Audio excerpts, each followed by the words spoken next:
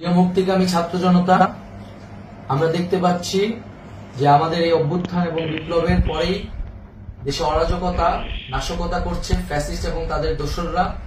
আমরা দেখতে পাচ্ছি যে বিভিন্ন জায়গায় এখন গোলাগুলি চলছে, মন্দিরে হামলা হচ্ছে এবং নাশকতা ও লুটপাট করছে। আমরা মনে করি আমাদের যে ছাত্র নাগরিকদের অভ্যুত্থান তাকে নস্যাৎ করার জন্যই পরিকল্পিতভাবে এই ধরনের ঘটনা ঘটানো হচ্ছে।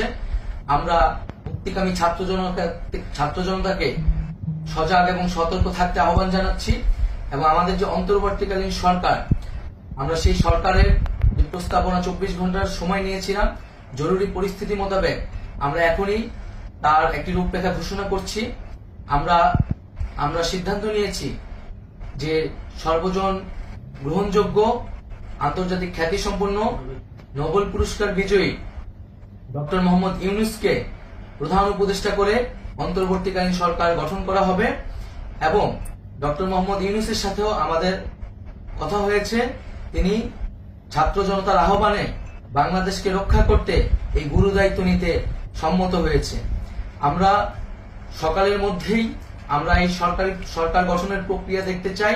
রাষ্ট্রপতির কাছে আহ্বান থাকবে যে দ্রুত সময়ের মধ্যে ডক্টর মোহাম্মদ ইউনূসকে প্রধান উপদেষ্টা করে অন্তর্বর্তীকালীন সরকার গঠন করা হোক এবং এই অন্তর্বর্তীকালীন সরকারের বাকি সদস্যদের নামও আমরা সকালের মধ্যে ঘোষণা করব।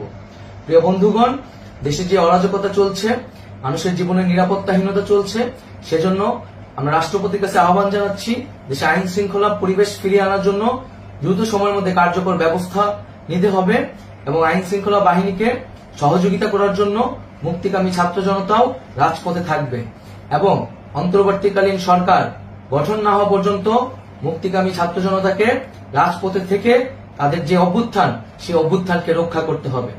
প্রিয় বন্ধুগণ, আমরা রক্ত দিয়েছি, শহীদ হয়েছি। আমাদের যে প্রতিশ্রুতি একটি নতুন বাংলাদেশ গঠন করার জন্য, সেটিকে আমাদের অবশ্যই বাস্তবায়ন করতে হবে এবং অবশ্যই ছাত্র জনতার প্রস্তাবিত সরকার বাদে কোন ধরনের সরকার কিন্তু মেনে নেওয়া হবে না।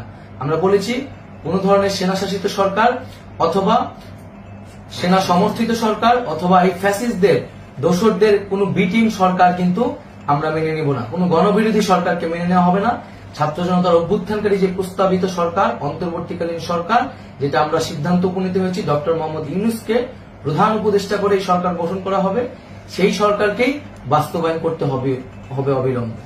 আগামীকাল সকাল থেকে সকলকে আহ্বান জানাচ্ছি রাজপথে থাকার জন্য এবং আমাদের যে সাম্প্রদায়িক সম্প্রীতি এবং রাষ্ট্রীয় সম্পদ রক্ষা কমিটির ঘোষণা হয়েছে বৈষম্যবিরোধী ছাত্র আন্দোলনের নেতৃত্বে, সকল পাড়ায় পাড়ায় এলাকায় এলাকায় সেই কমিটি পাহারায় থাকবে। আমাদের সংখ্যালঘু কমিউনিটিকে আমাদের রক্ষা করতে হবে, রাষ্ট্রীয় সম্পদ এবং এই দেশকে রক্ষা করতে হবে আমাদের।